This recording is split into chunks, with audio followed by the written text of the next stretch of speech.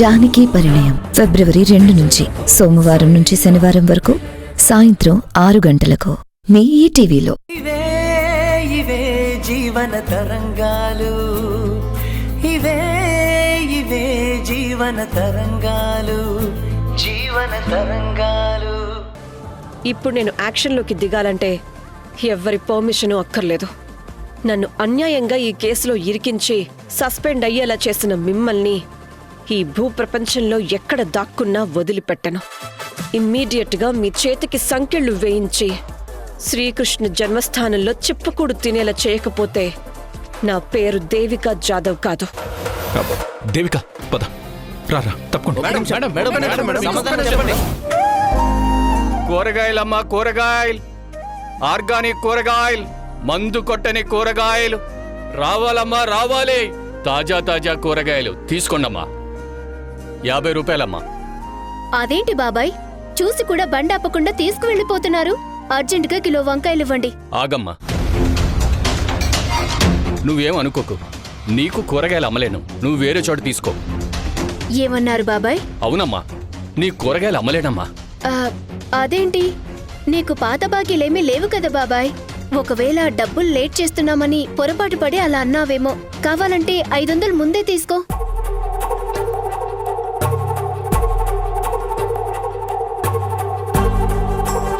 దేనికి బాబాయ్ అలా చూస్తున్నావు?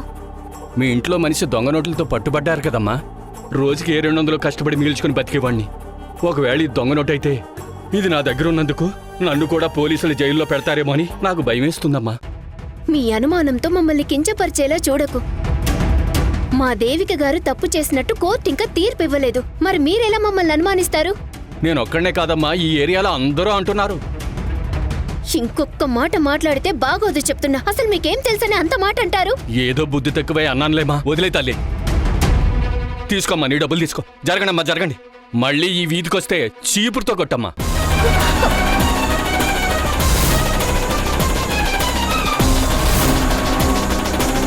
చూడు దీప, మీ వల్ల ఈ కాలనీ అంతా ఇబ్బంది పడుతుంది. పాలు పెరుగు అమ్మేవాళ్ళు కూడా మేమిచ్చే నోట్లు మంచివో కాదని చెక్ చేసి మరీ తీసుకుంటున్నారు. అదేంటంటే ఈ కాలనీలో దొంగ నోట్లు చలామణి అవుతున్నాయంట కదా అంటున్నారు. మీతో పాటు ఒకే కాలనీలో కలిసి ఉంటున్నందుకు మమ్మల్ని కూడా డౌట్ పడుతున్నారు. ఈ కాలనీలో ఇంతవరకు ఎలాంటి గొడవలు లేవు. కానీ తులసి వనంలో గంజాయి మొక్కలా అన్నట్టు మీ వల్లే ఈ కాలనీ వాళ్ళందరూ అనుమానిస్తున్నారు. మీకెలా ఉందో తెలీదు కానీ మాకు మాత్రం తల తీసేసినట్టుగా ఉంది.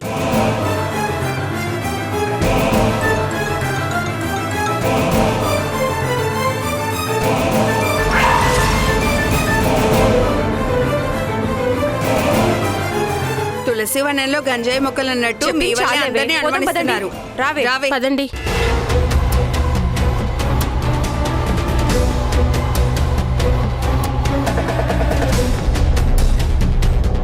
అదేంటి దీపా, కూరగాయలు తీసుకొస్తానని వెళ్ళావు కదా, ఖాళీ చేతులతో వస్తున్నావేంటి?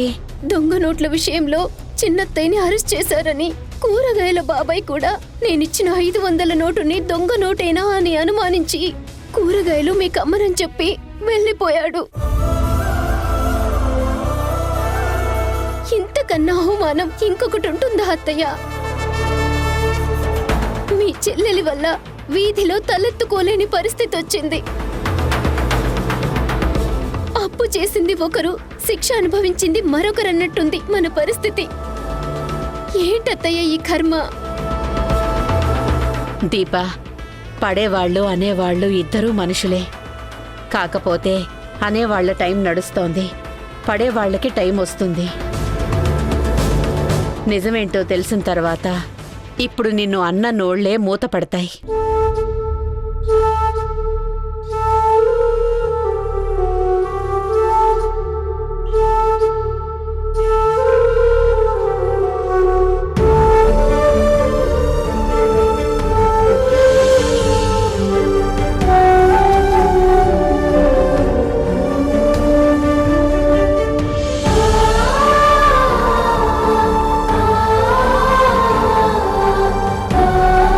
ధరణి, అమ్మా ధరణి. ఏంటమ్మా? దేవికకి బెయిలిచ్చి ఇంటికి తీసుకొస్తానని కళ్యాణ్ చెప్పాడు కదా. త్వరగా వెళదాం పదమ్మా. ఎప్పుడెప్పుడు నా బిడ్డను చూద్దామా అని గుండె పదే పదే పరితపిస్తుంది. సరే అమ్మా, పద వెళ్దాం. ఛ! ఏ జన్మలో ఏ పాపం చేసుకున్నానో ఏంటో ఈ ఇంటికి కోడలుగా రావాల్సిన కర్మ పట్టింది. కర్మ అంటున్నావేంటి? కర్మ కాకపోతే ఇంకేమనాలి? 7 జన్మల అదృష్టమని పొగడమంటావా? ఏహే, ముందేం జరిగిందో చెప్పు.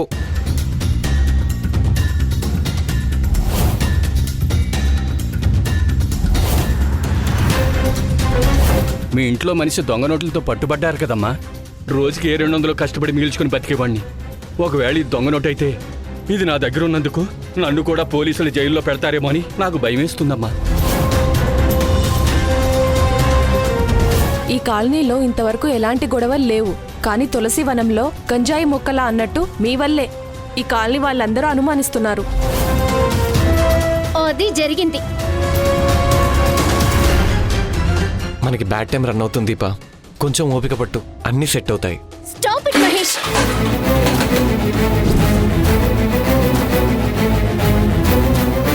5-10కి అడుక్కునేవాడు కూడా ఇన్సల్ట్ చేసే స్థాయికి మనం దిగజారిపోయామని నేను బాధపడుతుంటే నువ్వేమో ఫిలాసఫీలు చెప్తూ కూర్చున్నావు. ఛ! ఈ ఇంట్లో ఉన్న పాపానికి బయట తలెత్తుకొని తిరగలేని పరిస్థితి వచ్చింది. కూల్లో దీపా, నీ పెయిన్ నేను అర్థం చేసుకోగలను. అర్థం చేసుకుని ఏం ఉద్ధరిస్తున్నారు చెప్పండి. ఎవరైనా గాంధీ బొమ్మ ఉన్న కరెన్సీ నోటిస్తే చెల్లుతుంది. అదే మనం ఇచ్చిన నోట్లో గాంధీ కాదు కదా, ఆ గాడే ఉన్న చెల్లదు. నువ్వింకా బెటర్ దీపా. నిన్నొక్కడే కమెంట్ చేశాడు. నిన్న జరిగిన పనికి పెళ్లిలో పనిచేసే వర్కర్స్, క్యాటరింగ్ వాళ్ళు అందరూ భయపడిపోయి వాళ్ళకిచ్చిన డబ్బులన్నీ దొంగ నోట్లనే డౌట్తో అందరూ వచ్చి నా మీద పడ్డారు. వాళ్ళకి ఆన్సర్ చెప్పలేక, నాకిచ్చిన డబ్బులు దొంగ నోట్లో మంచి నోట్లో తెలియక, ఇటు అవమానం భరించలేక, అటు వాళ్ళకి సర్ది చెప్పలేక చచ్చిపోయి బతికానంటే నమ్ము. ఎవరు చేసిన దానికి మనం మూల్యం చెల్లించుకోవాల్సి వస్తుంది. నువ్వు ఎక్కువ నేను తక్కువ అన్నది కాదు ఇక్కడ ముఖ్యం. ఈ అవమానానికి పోలీస్ స్టాప్ ఎక్కడా అంటున్నాను. దేవిక పెన్ని నిర్దోషని త్వరగా ప్రూవ్ అవడం ఒక్కటే దీనికి సొల్యూషన్. లేదంటే ఇలాంటి అవమానాలు మరిన్ని ఫేస్ చేయాల్సి వస్తుంది. ఎన్ని మాట్లాడుతుంటే నాకు ఒక డౌట్ వస్తుంది మహేష్. డౌట్ రావడం ఏంటి?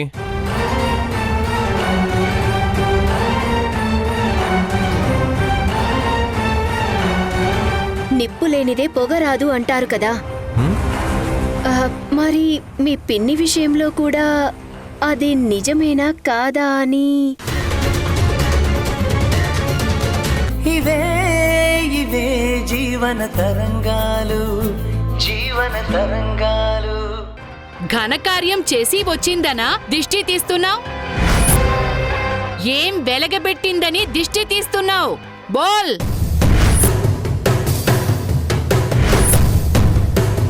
ఈవిడి గారు చేసిన పనికి దిష్టి తీయడం కాదు, పోలీస్ స్టేషన్ నుంచే ఊరేగింపుగా బ్యాండ్ మేళంతో ఊరంతా తిప్పి తీసుకొచ్చి ఉంటే హౌ రచ్చా రహేగా.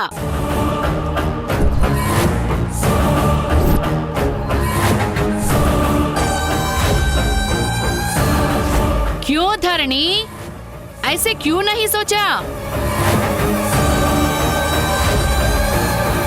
ఇప్పటికే జరిగిన అవమానంతో దేవిక మనసు ముక్కలైపోయింది. మళ్ళీ మీరు ఇలాంటి మాటలతో ఇబ్బంది పడేలా చేయడం దేనికమ్మా? ముందు దేవికని లోపలికి రానివ్వండి. ఏంటమ్మా నీ కూతుర్ని వెనకేసుకొస్తున్నావు? నీ బిడ్డ నిప్పు, నీతి నిజాయితీ, 5.5 అడుగుల నిలువెత్తు విగ్రహం అని ఓ సెల్ఫ్ డబ్బాలు జోర్సే కొట్టుకున్నారు కదా. మరి నిన్న నీ కూతురు చేసింది ఏమిటి?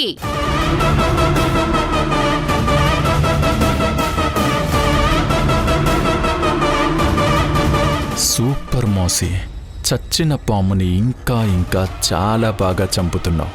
Continue continue. రైడ్ చేయకుండా ఉండేందుకు లంచం తీసుకొని పందిట్లో చుట్టాలందరి ముందు పోలీసులతో చేతులకి బేడీలు వేయించుకుంది.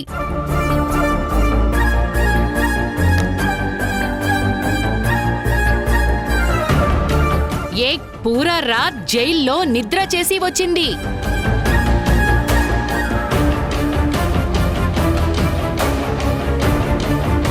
నీ బిడ్డని షాదీ చేసుకున్నందుకు నా అల్లుడి పరువుని గంగలో కలిపేసింది.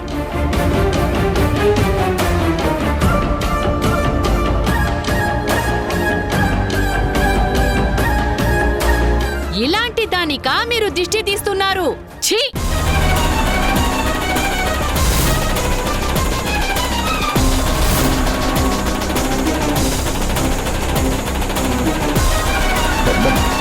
మోసి, దయచేసి సైలెంట్గా ఉండు. దేవిక క్యారెక్టర్ నిప్పు. ఖమోష్! బోల్నా మత్. బేటా, నువ్వు పూరా వీళ్ళ మైకల్లో పడిపోయావురా.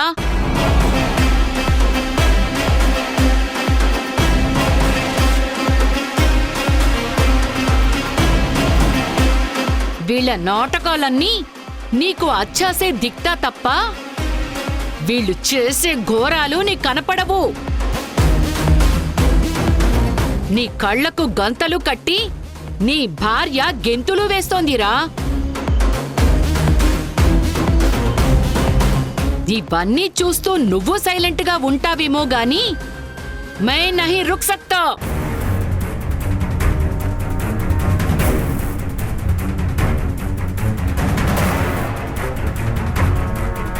ఒక ఔరత్ జైలుకి వెళ్ళడం హమారా ఖాన్దాన్ హిస్టరీ మే నహీ హై.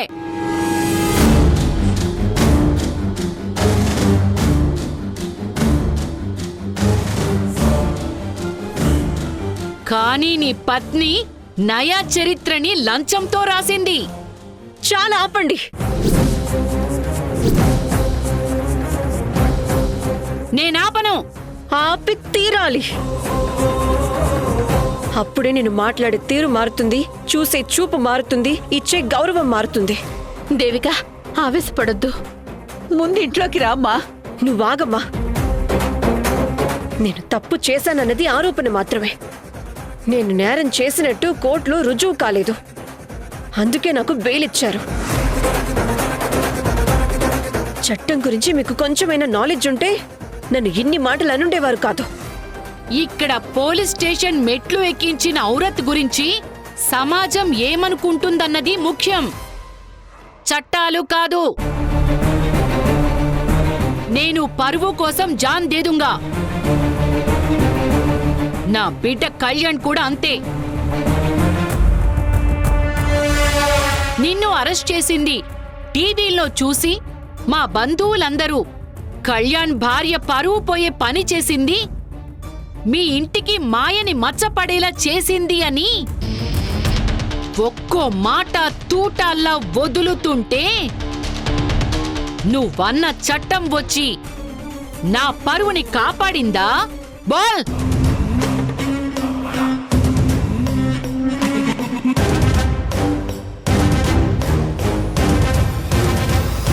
నువ్వు చేసింది తప్పు అయినా కాకపోయినా, రుజువైనా కాకపోయినా, జరిగిన దానికి తల దించుకుంది మేము.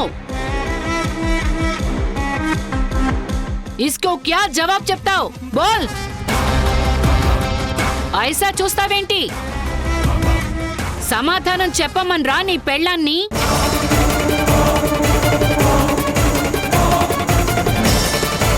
కింద పడినా తనదే పై చెయ్యి అన్నట్టు ఎదురు మాట్లాడుతుంది.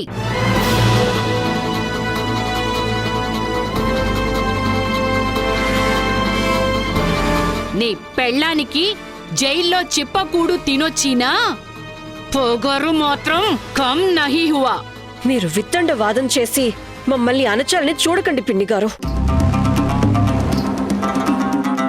మీరు ఎంత మాట్లాడినా సరే నా మీద జరిగిన కుట్రకి బలై నేను అరెస్ట్ అయ్యానే తప్ప తప్పు చేసి కాదన్నది నా అంతరాత్మకి తెలుసు.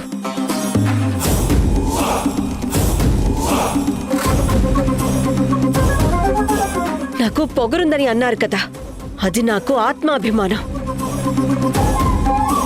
మీకు పొగరులో అనిపిస్తుంది. నింద నా మీద ఉంది కాబట్టి తగ్గి మాట్లాడుతున్నాను. అదే నేను తప్పు చేయలేదని నిజం నిరూపించిన రోజున నన్ను ఇన్ని మాటలన్న మీరు మొహం ఎక్కడ పెట్టుకుంటారో అది చూస్తాను. బోల్నా మత్.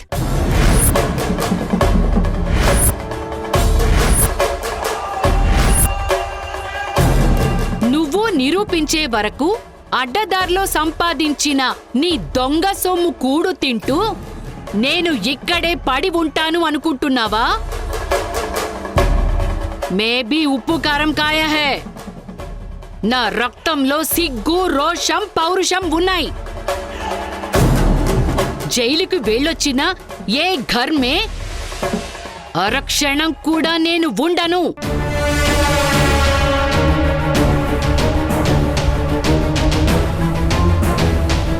मैं अभी दिल्ली जा रहा हूँ. मैं कभी तुम्हारा चेहरे जिंदगी में नहीं देखूंगा. ఆగండి మోసి, ఆవేశపడకండి. మీరు ఎక్కడికి వెళ్ళొద్దు. ప్లీజ్ మోసి, ఇక్కడే ఉండండి. దేవిక తరపున నేను సారీ చెప్తున్నాను మోసి. పెద్ద మనసుతో క్షమించి ప్లీజ్ ఇక్కడే ఉండిపోండి. అవునమ్మా, తన మీద మచ్చపడిందనే బాధలో అలా అందే తప్ప దేవికకి మీరంటే చాలా గౌరవం ఉందమ్మా. ఎక్కడికి వెళ్ళొద్దమ్మా. ముజే మత్ రోకో. ఇలాంటి స్టేటస్ లేని మనుషులతో ఉండటం కన్నా దరిద్రం మరొకటి ఉండదు. మే జరూర్ జాऊंगी. అయ్యో, అలా అనకండి పెద్దవాళ్ళు. మీరే దేవికను అపార్థం చేసుకుంటే ఎలా చెప్పండి? ఇవే ఇవే జీవన తరంగాలు, జీవన తరంగాలు. ఇంకా భూమి మీదికి రాని నా బిడ్డ భవిష్యత్తు ఎలా ఉంటుందో తలుచుకుంటేనే భయమేస్తుందమ్మా. ఇప్పుడు బాధపడి ప్రయోజనం ఏంటమ్మా? ఆ ఇంటి మనిషివి కావాలని నీ జీవితానికి నువ్వే ఊరేసుకున్నావని నేను బాధపడని క్షణం లేదు. నిన్ను చూసి చాలా రోజులైంది. కళ్ళల్లోనే ఉన్నావు దీపా. ఆ దేవిక పెళ్లికొచ్చి నిన్ను చూడొచ్చులే అనుకున్నాను, కానీ ఆ పెళ్లికి నువ్వు రావద్దని చెప్పావు. ఏ, నేను రావడం నీకిష్టం లేదా? ఎక్కడో ఉన్న దేశముఖిని పిలిచి నిన్ను పిలవలేదే అని మొదట్లో బాధపడ్డాను. కాని నువ్వు రాకుండా ఉండడమే మంచిదయిందమ్మా. అలా అంటావేంటి దీపా? అవునమ్మా, నువ్వొచ్చుంటే మన బంధువుల్లో నువ్వు కూడా మాట పడాల్సొచ్చుండేది. ఆ దేవిక గారు చేసిన పనికి ఇక్కడ నేను ప్రతి విషయంలోనూ అవమానం పడుతున్నాను. కడుపుతో ఉన్న నీకు ఎన్ని కష్టాలు పెట్టాడమ్మా దేవుడు. అవునమ్మా, నా రాత ఇంతేనని సర్దుకుపోతున్నాను. ఇల్లు గడవడం చాలా కష్టంగా ఉంది. ఒకవేళ నువ్వొచ్చుండుంటే నా మొదటి కాన్పు పుట్టింట్లోనే జరగాలని నీతో పాటే నన్ను కూడా పంపించేసుండేవాళ్లు. నా పేగు నాకు బరువవుతుందా? నువ్వొస్తానంటే చెప్పు, నేనిప్పుడే తీసుకొస్తాను. వద్దమ్మా, మన ఊర్లో హాస్పిటల్స్ ఏవి సరిగ్గా ఉండవు. అదే ఇక్కడైతే అన్ని ఫెసిలిటీస్ ఉన్న హాస్పిటల్స్ ఉన్నాయి. నా డెలివరీ ఇక్కడ జరిగితేనే నాకు నా బిడ్డకి సేఫ్టీ. అందుకే రావద్దంటున్నాను. ఎక్కడికెళ్ళినా ఎదవ గోల. నా తలరాతిలా తగలేడినట్టుంది. ఏమైందండి? ఇంకేం కావాలి? బయటికి వెళ్తే చాలు అందరూ మా పిన్ని న్యూస్ చూసి నన్ను ఒక టెర్రరిస్ట్ని చూసినట్టు చూస్తున్నారు. ఏదైనా పని మీద వెళ్తే చాలు ఆ దొంగ నోట్ల ఆవిడ వాళ్ళ మనిషి అని మొహం మీదే నీ పని చెయ్యమని చెప్పి పంపిస్తున్నారు. ఛ, ఏం బతుకు!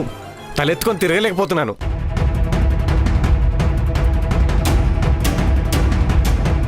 బాధపడకు మహేష్, మనకు కూడా మంచి టైం వస్తుందని చెప్పిన మీరే ఇలా ఫ్రస్ట్రేట్ అయితే ఎలా చెప్పండి? నా కోసం, మన బిడ్డ కోసం ఈ కోపాన్ని కంట్రోల్ చేసుకోండి ప్లీజ్.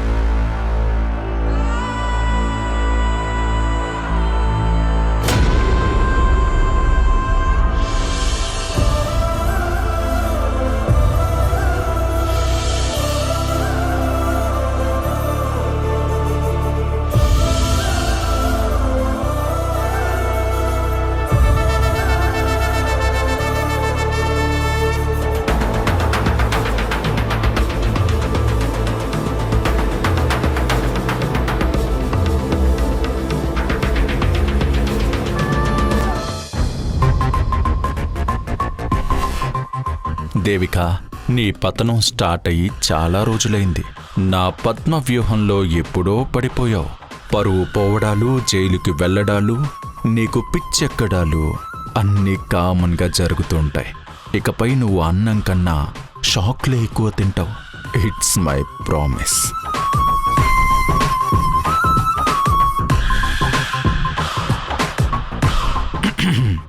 దేవిక, ఇదిగో టాబ్లెట్స్ వేసుకో.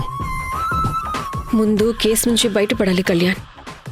ఆ తర్వాతే ఈ టాబ్లెట్స్ గురించి ఆలోచిస్తాను.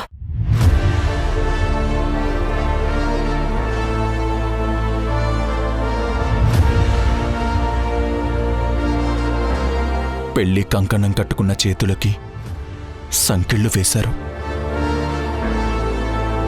ఒకరోజు మొత్తం జైల్లో ఉండేలా చేశారు. వాళ్ళెవరైనా వదిలిపెట్టనని నీ మీద ఒట్టేసి చెప్తున్నాను. నో కళ్యాణ్, భర్తగా మీరు నా కష్టాన్ని తప్పించాలనుకోవటం సరైనదే. కానీ నువ్వు నన్ను కన్విన్స్ చేయాలని చూడకు దేవిక. నాకు నువ్వు ముఖ్యం. నీ హెల్త్ అంతకన్నా ముఖ్యం. నువ్వు గడప దాటి వెళ్ళొద్దు. ఇంట్లోనే ఉండి రెస్ట్ తీసుకోచాలు. నా మీద మీకున్న ప్రేమే శ్రీరామ రక్షలా నన్ను కాపాడుతుంది కళ్యాణ్. ఈ చేతులతో ఎఫ్ఐఆర్ మీద సంతకం పెట్టించుకున్నారు. మళ్ళీ నా నెక్స్ట్ సంతకం నేను తిరిగి డ్యూటీలో ఛార్జ్ తీసుకున్న ఫైల్ మీద పెడతాను. ఈలోగా కుట్ర వెనుక ఉన్న వాళ్ళని జైలుకి పంపించి చిప్పకూడు తినేలా చేస్తాను.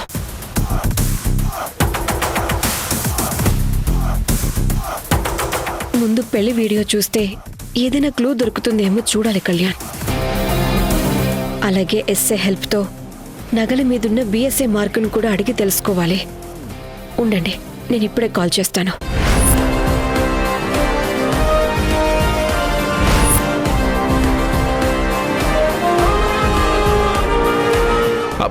ఆగు దేవిక, తొందరపడొద్దు. ముందు నీ చుట్టూ ఉన్న శత్రువులెవరో కనిపెట్టాలి. పోలీసులనైనా సరే ఇందులో నమ్మడానికి వీల్లేదు. నీ మూమెంట్ ఏంటో, నువ్వేం చేస్తున్నావో నీ శత్రువులకు కూడా తెలియకూడదు.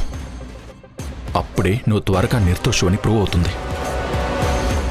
దేవిక, నీ వెనక నేనుంటాను. ముందు టాబ్లెట్ వేసుకో. నా గురించి ఇంత ముందు చూపుతో ఆలోచించినందుకు చాలా థ్యాంక్స్ కళ్యాణ్. కానీ మీరు బిజినెస్ మీద ఫోకస్ చేయండి.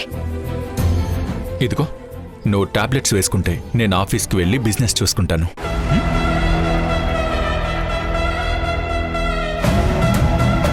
తీసుకో.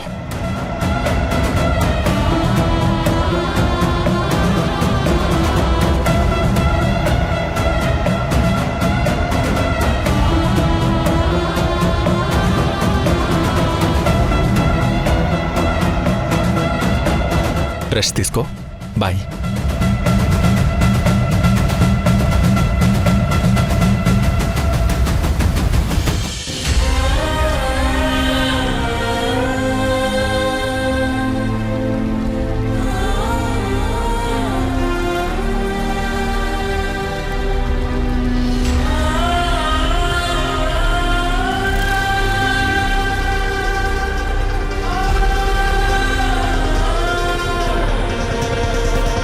అమ్మా, స్టేషన్ నుంచి రాగానే పిన్నిని చూడాలని నేను ఎంతగానో ఎదురు చూస్తానని మీకు తెలుసు కదా.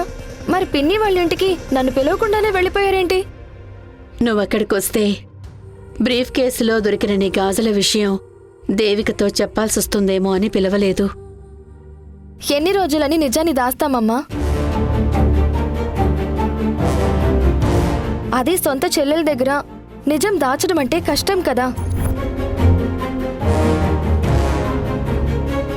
మనం చెప్పేదానికన్నా ముందే పిన్నికి నిజం తెలిస్తే, మనల్ని ఎందుకు నిజం చెప్పలేదు అని నిలదీస్తే ఏమని సమాధానం చెప్తావమ్మా?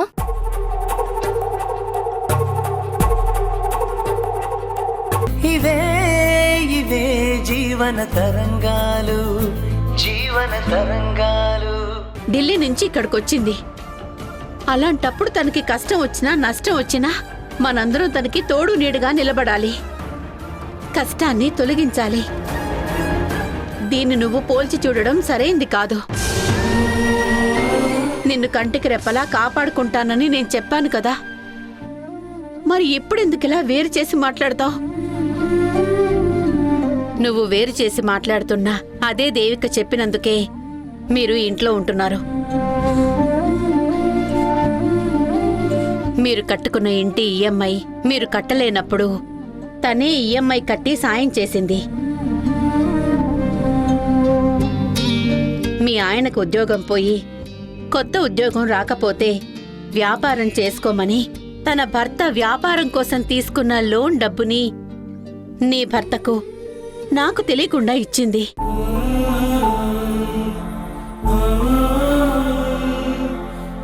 అలాంటి దేవికను నువ్వు పరాయిదాన్ని చేసి మాట్లాడుతున్నావు దీపా. నిస్వార్థంతో మన ఇంటి కోసం తన సర్వం ఇవ్వడానికి ఎప్పుడూ సిద్ధంగా ఉంది. దేవికని ఇంటికి పరాయిదాన్ని చేసి మాట్లాడితే మనంత స్వార్థపరులు ఎవరూ ఉండరు. కష్టం వచ్చినప్పుడు తోడుగా సహాయంగా ఉండేవాళ్లే మనవాళ్ళు. గుర్తుపెట్టుకో. సారీ అత్తయ్య, నేను దేవిక గారిని పరాయిదాన్ని చెయ్యాలని కాదు. కడుపుతో ఉన్న నేను, నా బిడ్డ ఆకలితో అల్లాడిపోతున్నామన్న మనోవేదన నా చేత ఇలా మాట్లాడిస్తుంది. అదేంటి దీపా, పస్తులుండాల్సిన అవసరం ఏమొచ్చింది? ఇంట్లో పెళ్లి సరుకులున్నాయి కదా, పద నేను చేసి పెడతాను. అమ్మా, ఏం జరిగిందమ్మా? దీపాన్ని ఎక్కడికి తీసుకెళ్తున్నావు? దీపకి ఆకలిగా ఉందట్రా, వంట చేసి పెడదామని తీసుకెళ్తున్నాను. సారీ అమ్మా, ఇంట్లో సరుకులేం లేవు. సరుకులు లేకపోవడం ఏంట్రా? పెళ్లి కోసం తెచ్చినవి చాలా ఉన్నాయి కదా, వాటిని పూర్తిగా వాడనే లేదు కదా. నిజమే, కానీ దేవిక పిన్ని పెళ్లి అరేంజ్మెంట్స్ కోసం అడ్వాన్స్ మాత్రమే ఇచ్చారు. తన బ్యాడ్ లక్ కొద్దీ అనుకోకుండా పెళ్లి మధ్యలోనే ఆగిపోయింది. కానీ పెళ్లికి తెచ్చిన పూలు, చేసిన డెకరేషన్, వంట సామాన్లు, కిరాణా సరుకులు ఇచ్చిన వాళ్ళందరూ బ్యాలెన్స్ అమౌంట్ సెటిల్ చేయమని ఒకటే గోల చేశారు. కొంచెం టైం ఇవ్వండి అని కన్విన్స్ చేసినా వినలేదు. ఇక తప్పని పరిస్థితుల్లో ఏం చేయాలో తెలియక, ఆ కష్టం మీకు చెప్పుకోలేక ఆ సరుకులన్నీ వాపస్ ఇచ్చేసి వచ్చిన డబ్బుతో కొంతవరకు క్లియర్ చేశాను.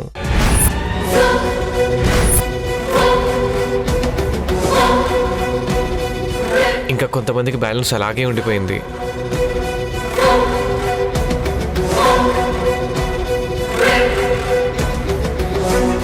అయ్యో భగవంతుడా, కడుపుతో ఉన్న కోడలికి ఆకలి తీరుద్దామన్నా తీర్చే పరిస్థితి లేదు. ఇంతకన్నా దౌర్భాగ్యం ఉంటుందా? ఇప్పుడేం చేయాలి తండ్రి? ఎలా తన ఆకలి తీర్చేది? పర్లేదులే అత్తయ్య, కక్ష పట్టినట్టు కష్టాలు మన మీద యుద్ధం చేస్తుంటే ఓటమిని ఒప్పుకోకుండా మనం చేయగలిగింది ఏమీ లేదు. నా ప్రాప్తం ఇంతేనని సర్దుకుంటానులేండి. ఇందులో ఇంకొక ట్రాజడీ ఏంటంటే, నా జాబ్కి రిఫరెన్స్ ఇస్తాను ఒక ఫ్రెండ్కి పార్టీ ఇచ్చాను. జాబ్ వస్తే ఆ ఖర్చు పెద్ద లెక్క కాదులే అనుకున్నాను. కానీ పిన్ని జైలుకి వెళ్ళిన విషయం వైరల్ కావడంతో రిఫరెన్స్ ఇస్తా అన్న వాడు కూడా నీలాంటి వాడికి జాబ్ ఇప్పించలేను, సారీ అని చెప్పేశాడు. వాడి కోసం ఖర్చు పెట్టిన ప్రతి రూపాయి వేస్ట్ అయిపోయింది.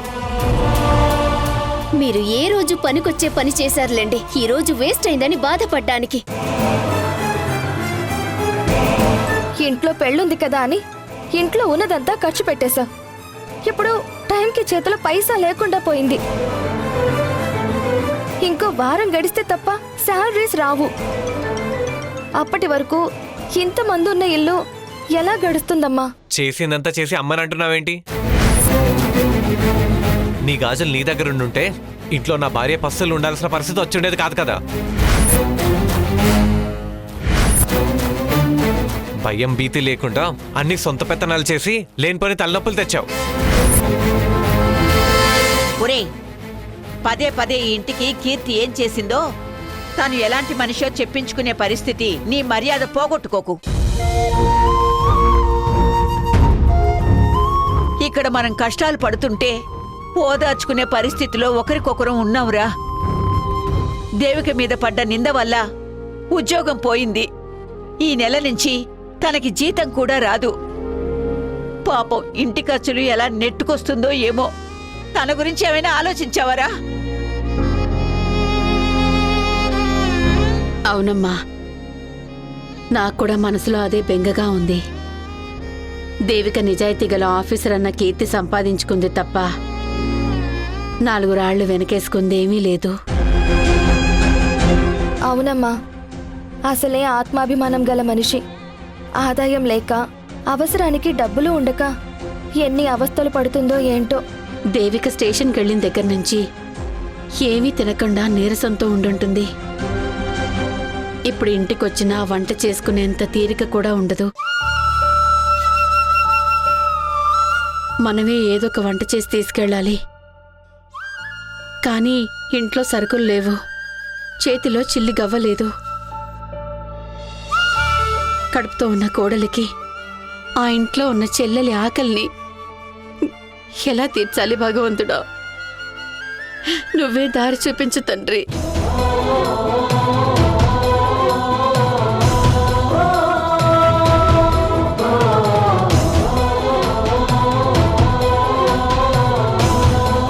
అమ్మా, నేను వెళ్ళి నా ఫ్రెండ్స్ దగ్గర నా శాలరీ రాగానే తిరిగి ఇచ్చేస్తానని చెప్పి కొంత అమౌంట్ అడ్జస్ట్ చేసి తీసుకొస్తాను.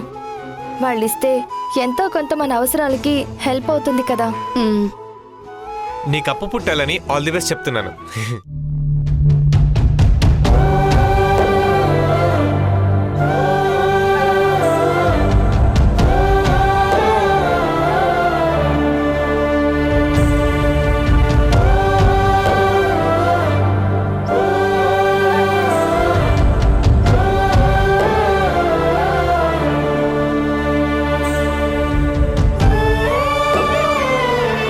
దేవిక వాళ్ళ జంటని దీవించడానికి ఈ అక్షింతలు అందరికీ పంచాలని అనుకున్నా.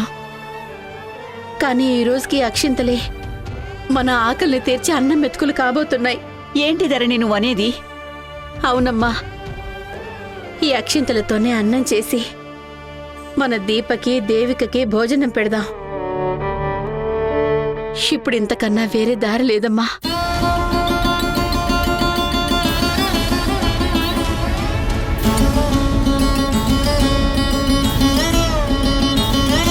పరమేశ్వర,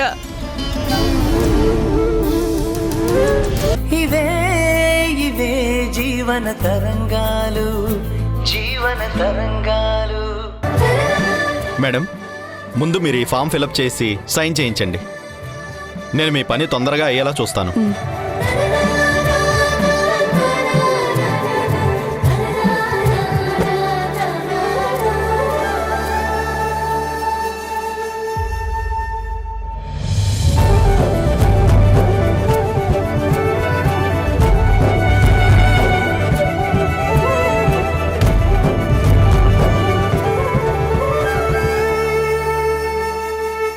మేడం, ఒక 5 minutes వెయిట్ చేయండి మేడం.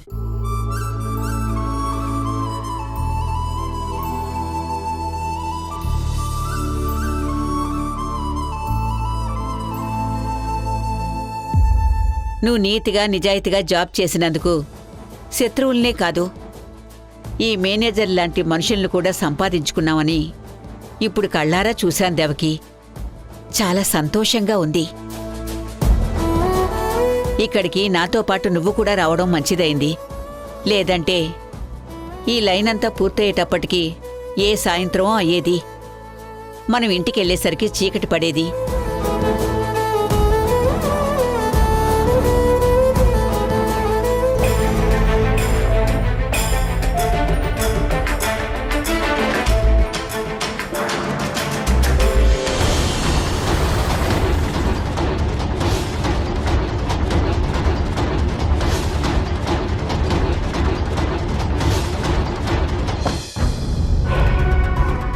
ఎదవ ఆదర్శగాడు ఏ ప్రతిఫలం ఆశించకుండా ఎందుకు హెల్ప్ చేసుంటాడో అని తెలుసుకుంటే తప్ప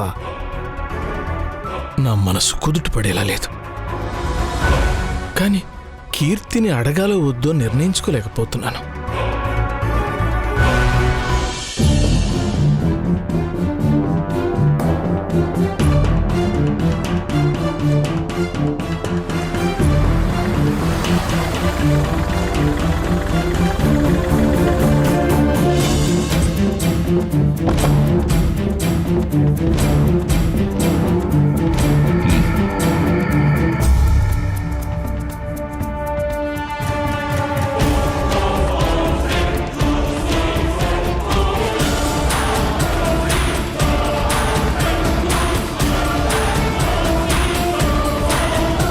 కళ్యాణ్. ఇంత సీక్రెట్గా ఈ పార్కులో కలవడం ఎందుకు? డైరెక్ట్గా మా ఇంటికో ఆఫీస్కో రావచ్చు కదా. ఇద్దరికి డేంజర్ కదా. ఆఫీస్లో అయితే సీసీ కెమెరాల నిఘా ఉంటుంది. నేను మీ ఇంటికి వచ్చేటప్పుడు ఇంకెవరైనా చూస్తే మనకే డేంజర్.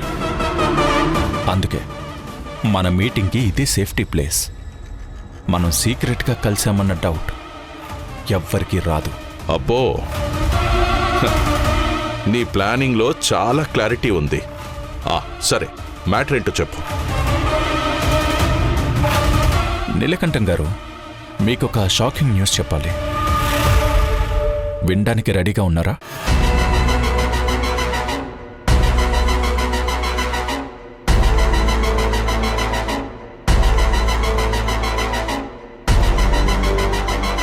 సస్పెన్స్ పెట్టకుండా డీటెయిల్స్ ఏంటో చెప్పు. అసలే దేవిక బయటకు వచ్చిన దగ్గర నుంచి ఎప్పుడు ఎక్కడ బాంబ్ బ్లాస్ట్ అవుతుందో అని చాలా కంగారుగా ఉంది. నీలకంఠం గారు, దేవిక పెళ్లి వీడియో చూడాలంటుంది. అందులో వింతే ఉంది.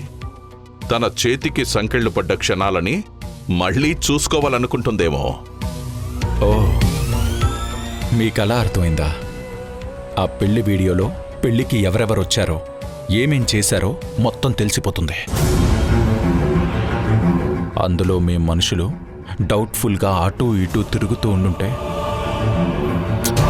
మీరు దొరికిపోయే ఛాన్స్ లేదంటారా? ఆ సమస్య రాదు. వాళ్ళకి నేను ఫుల్ ట్రైనింగ్ ఇచ్చి పంపాను. వాళ్ళు పెళ్లికొచ్చిన బంధువుల్లా కనిపిస్తారు, కానీ నా మనుషులని గుర్తుపట్టడం చాలా కష్టం. ఓకే, మీ జాతకంలో గ్రహాలన్నీ బాగుండి మీ మనుషుల మీద దేవికకి డౌట్ రాలేదని అనుకుందాం. కానీ బ్రీఫ్ కేసులో ఉండే నగల మీద బిఎస్ఐ మార్క్ ద్వారా అయినా ఆ నగలు కొన్నది మీరే అని దేవికకి తెలిసిపోతుంది.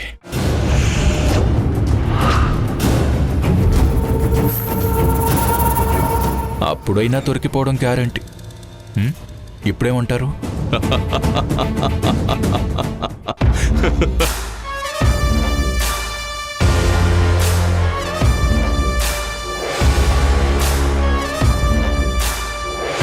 ఈ నీలకంఠాన్ని చాలా తక్కువ అంచనా వేశావు.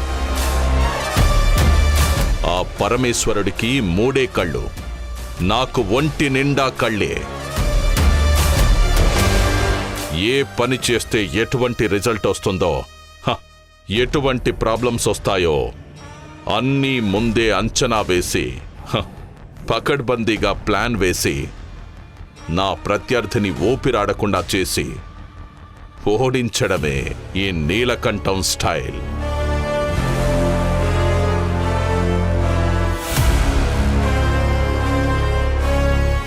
బ్రీఫ్ కేసులో ఉన్న నెక్లెస్ మీద బిఎస్ఐ మార్క్ లేకుండా ముందే జాగ్రత్త పడ్డాను. ఇక ప్రాబ్లం ఎలా వస్తుంది? ఇప్పుడు చెప్పు, నన్ను పట్టుకోవడం ఆ దేవిక తరం అవుతుందా? మీ నెక్లెస్ మీద బిఎస్ఐ మార్క్ లేదు. ఓకే, ఆ గాజుల మీద బిఎస్ఐ మార్క్ లేదా?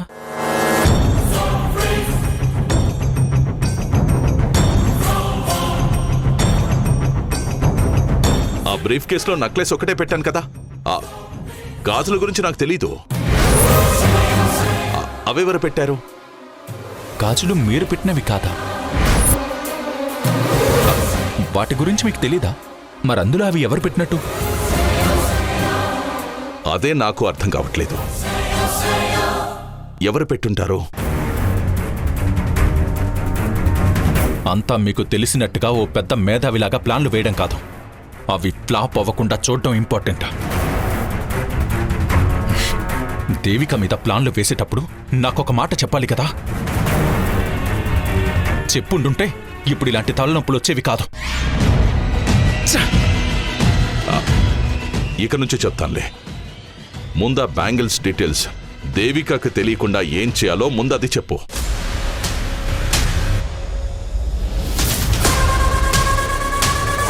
నాకెందుకో నన్ను ఇరికించడానికి ఆ బ్యాంగిల్స్ మీరే పెట్టారని డౌట్గా ఉంది. నీలకంఠం గారు నిజం చెప్పండి. ఆ నీలకంఠుడు గొంతులో విషాన్ని దాచినట్టుగా ఈ నీలకంఠుడు కూడా నీ రహస్యాన్ని ఎప్పటికీ దాస్తాడు. అయినా నిన్నిరికేస్తే నాకేమొస్తుంది? బూడిదా. బోనస్గా నేను కూడా దొరికిపోతాను. నీ మీదొట్టు. ఆ గాజులకి నాకు ఎలాంటి సంబంధం లేదు. అసలు అందులో గాజులున్నాయని నువ్వు చెప్పేంత వరకు నాకు తెలియదు. ఇప్పుడు దొరికావు నీలకంఠం. నీకు టెన్షన్తో హై బీపీ పెరిగేలా చేసి ఓ ఆట ఆడుకుంటాను.